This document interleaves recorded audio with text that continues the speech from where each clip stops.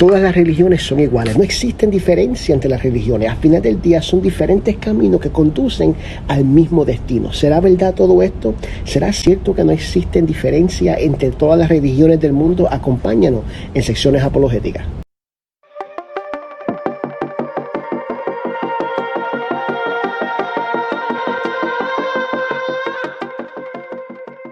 Una de las creencias más populares en el mundo es que todas las religiones son iguales, que al final del día no importa si eres musulmán, si eres cristiano, católico, que al final del día son diferentes caminos, pero el destino es el mismo. Muchos llegan a decir que no importa si crees en Dios o si no crees en Dios, al final del día todos vamos a llegar al mismo lugar. Vengo a decirle que esa creencia es falsa y que sí hay una religión verdadera y que claramente podemos ver que hay un camino al Padre y no hay muchos caminos al Padre. Primero de todo, queremos establecer que el decir que todas las religiones son iguales y que no tienen diferencia, de hecho no tiene lógica. Las religiones entre ellas mismas se contradicen y creen diferentes cosas. Tenemos religiones que piensan que hay una reencarnación dependiendo de lo que hagas hecho en esta vida. Hay iglesias que piensan, o religiones que piensan, que eres salvo por las obras, y hay otras religiones, otras creencias que dicen que somos salvos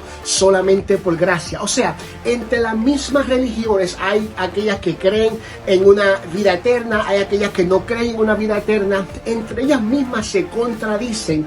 Entonces no podemos decir que son iguales y que conducen al mismo lugar, porque ni ellas mismas están de acuerdo. Ahora, amigo y amiga que me escucha, hay algo que claramente separa a Jesús y al cristianismo de todas las otras religiones. Hay algo diferente, algo especial que ningún otro fundador puede decir, que ninguna otra religión también puede decir. Número uno, y se encierra en la persona de Jesús. De Jesús, hablo que Jesús es el fundador de la iglesia cristiana. Por Jesús somos llamados cristianos. Entonces, de Jesús se hablaba ciertas profecías. La evidencia número uno, que hay una diferencia clara entre el cristianismo y las otras religiones, son precisamente las profecías de Jesús. Una de esas profecías la podemos encontrar en el libro de Miqueas capítulo 5 versículo 2, cuando dice: pero tú, oh Belén Éfrata, eres solo una pequeña aldea ante todo el pueblo de Judá. No obstante, en mi nombre saldrá de ti un gobernante para Israel, cuyos orígenes vienen desde la eternidad. Fíjate que dice que de Belén, de Éfrata, una ciudad muy pequeña, que de ese lugar va a salir un gobernante cuyo origen viven desde la eternidad. En otras palabras, que es una persona eterna, una persona que no tuvo principio. Es muy curioso también decir, o también analizar, que la palabra dice que de Belén, de Éfrata. ¿Por qué es muy importante eso? Porque habían dos ciudades llamadas Belén, y precisamente lo que diferenciaba o lo que identificaba una ciudad de la otra, una de las cosas era precisamente Belén de Éfrata. Y sabemos que esa palabra, que esa profecía tuvo cumplimiento en Mateo capítulo 2 versículo 1, cuando vemos que dice: Jesús nació en Belén de Judá durante el reinado de Herodes. Después dice: por este tiempo, algunos sabios de países del oriente llegaron a Jerusalén y preguntaron: ¿dónde está el rey de los judíos que acaba de nacer? Vimos su estrella mientras salía y hemos venido a adorarlo. Vemos que Jesús nace en Belén de Éfratas, que Jesús nace precisamente en el lugar donde la profecía dijo que iba a nacer. También tenemos otra profecía que la podemos encontrar en el libro de Zacarías capítulo 9 versículo 9, que dice lo siguiente: dice: alégrate, oh pueblo de Sión, grita de triunfo, oh pueblo de Jerusalén. Mira, tu rey viene hacia ti. Él es justo y victorioso, pero es humilde, montado en un burro, montado en la cifra de una burra. Fíjate que la profecía dice que va a estar montado en un burro y que se van a alegrar ciertas personas. Esta profecía la vemos cumplida en el capítulo 12 de Juan, en el versículo 13 en adelante, cuando dice: alabado sea Dios, bendiciones al que viene en el nombre del Señor, viva el Rey de Israel. Dice lo siguiente: Jesús encontró un burrito y se montó en él. Así se cumplió la profecía que dice: no temas, pueblo de Jerusalén, mira, tu rey ya viene montado en la cifra de una burra. Vemos otro cumplimiento de otra profecía. También esa es la evidencia número uno. La evidencia número uno son las profecías de Jesús. La evidencia número dos de que Jesús es diferente a los otros fundadores es Jesús y los milagros que Él hizo. Está claramente documentado en la palabra de Dios que Jesús hizo milagros, que obró milagros dentro del pueblo para que multitudes pudieran experimentarlo y pudieran verlo. Ningún otro fundador de otra religión puede atribuirse milagros. Nadie le puede decir al viento que calle, las aguas que calmen. Solamente Jesús lo podía decir.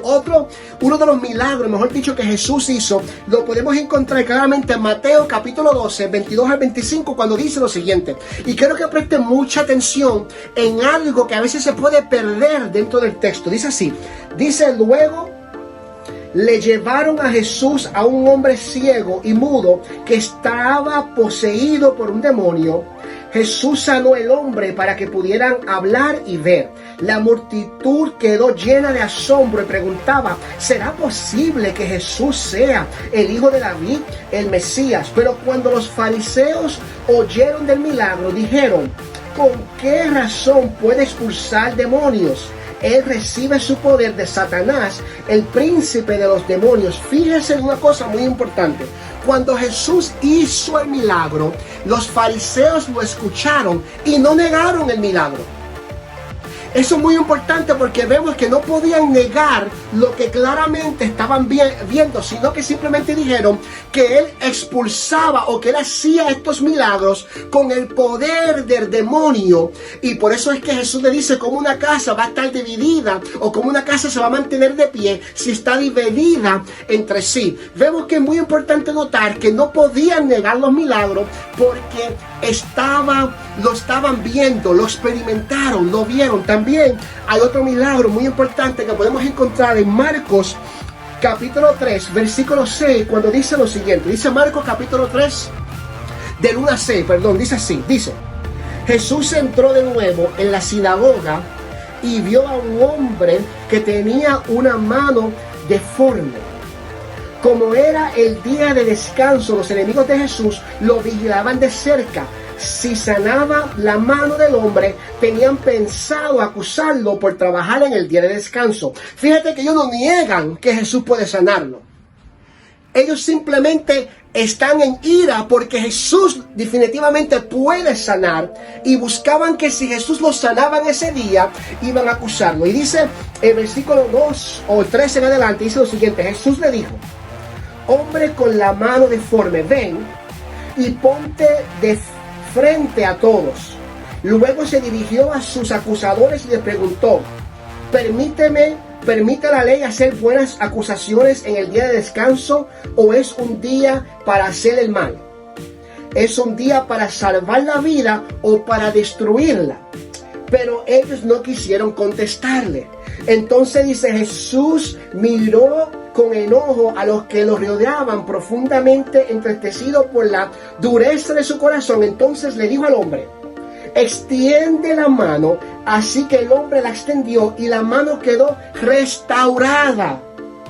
Los fariseos salieron enseguida y se reunieron con los partidarios de Herodes para tramar cómo matar a Jesús. Claramente vemos otro milagro claro de Jesús. No podían negar los milagros, sino que estaban en ira porque hizo el milagro. Esa es la evidencia número 2. Jesús y sus milagros. La evidencia número 3 que separa a Jesús de todo otro fundador. La evidencia número 3 que nos dice que el cristianismo está en un lugar único comparado con las otras religiones, precisamente es Jesús cuando predice su propia muerte y resurrección. Eso lo podemos ver claramente en Mateo 16, 21 al 23, cuando dice lo siguiente. Dice: a partir de entonces, Jesús empezó a decir claramente a sus discípulos que era necesario que fuera a Jerusalén y que sufriera muchas cosas terribles a manos de los ancianos,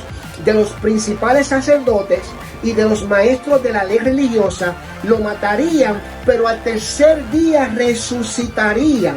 Entonces Pedro lo llevó a un lugar aparte y comenzó a reprender a Jesús, porque Jesús decía que iba a morir y que iba a resucitar. Pedro no entendía lo importante de la muerte y la resurrección. Pedro no entendía que solamente a través de esa muerte y resurrección de Jesucristo podemos disfrutar de la vida eterna si nos arrepentimos de nuestros pecados y si aceptamos el sacrificio de Jesús en nuestras vidas. No por nuestros méritos, sino es por lo que Jesús ya ha hecho en la cruz del Calvario. La obra está completada y no necesitamos hacer nada más. Pero fíjate que Pedro quizás lo lastima, Pedro quizás se llena de enojo, quizás Pedro de tristeza. Dice, tú no puedes morir, Jesús, y resucitar al tercer día. Entonces, hermanos, la pregunta es: ¿quién puede predecir su muerte y su resurrección? ¿Quién se atreve a decir que va a morir y que exactamente como dijo que iba a morir, murió, pero más sorprendente, resucitó? Vemos claramente que nadie se puede comparar a Jesús, que es único, que no hay nadie que se le asimile, no hay nadie que se acerque a la persona de Jesús. La evidencia número 4 de que Jesús está en su lugar único, que nadie se puede comparar, que nadie llena los requisitos, que nadie tiene la capacidad de llamarse Salvador, la podemos encontrar en la Biblia y en la resurrección de Jesucristo. Jesús murió y resucitó. Ningún otro ser humano ha muerto y ha volvido a tomar su propia vida. Sabemos que Jesús le dio vida a Lázaro, que era su mejor amigo. Sabemos que Jesús le dio vida a diferentes personas que estaban muertas, pero Jesús murió y resucitó. Y esas evidencias están claras, no solamente en la palabra de Dios, sino que fuera de la Biblia también tenemos evidencias, escrituras que certifican que la gente creía que Jesús había resucitado. De hecho, te digo que puedes ir para uno de los videos que hicimos la semana pasada, donde tocamos con mucha precisión y con mucho detalle la resurrección de Jesucristo. Dimos evidencias históricas, hablamos de evidencias dentro de la palabra de Dios y fuera de la palabra de Dios. Y también refutamos ciertos argumentos de los ateos punto por punto, de una forma muy clara y contundente. Voy a dejar el enlace en la descripción de este video. Entonces, claramente podemos ver, número 1, Jesús y la profecía. Número 2, Jesús y los milagros. Número 3, Jesús predice su muerte y su resurrección. Y número 4, Jesús resucita y hay una revolución en el mundo. Hay algo enorme que ocurre, hermano. Claramente podemos ver que no podemos negar de que Jesús se encuentra en un estatus único que nadie, ningún otro fundador, ninguna otra filosofía de vida puede atribuirse lo que Jesús ha hecho. Entonces, simplemente he tocado un poco de la información que puedo compartir con ustedes. Hay mucha más información que podemos leer, que podemos estudiar para claramente entender que Jesús es único, que no hay nadie como Él y que nunca lo habrá. Mi nombre es Emanuel Hernández. Esto es todo por el video de hoy. Queremos decirles que si te gustó el contenido, que lo compartas para que tus amigos puedan disfrutar de lo que estuvimos compartiendo hoy, y también que le den suscribir y que toquen la campanita para que notifiquen en videos futuros que estaremos subiendo. También en la descripción del video estaremos compartiendo cierta información de otros teólogos, de otros maestros bíblicos, hablando de la exclusividad de Jesús. Si tienen alguna pregunta, alguna sugerencia, alguna duda, por favor déjenos saber en los comentarios y estaremos contestando cualquier pregunta que tenga en su corazón. Que Dios le continúe bendiciendo. Esto fue Secciones Apologéticas.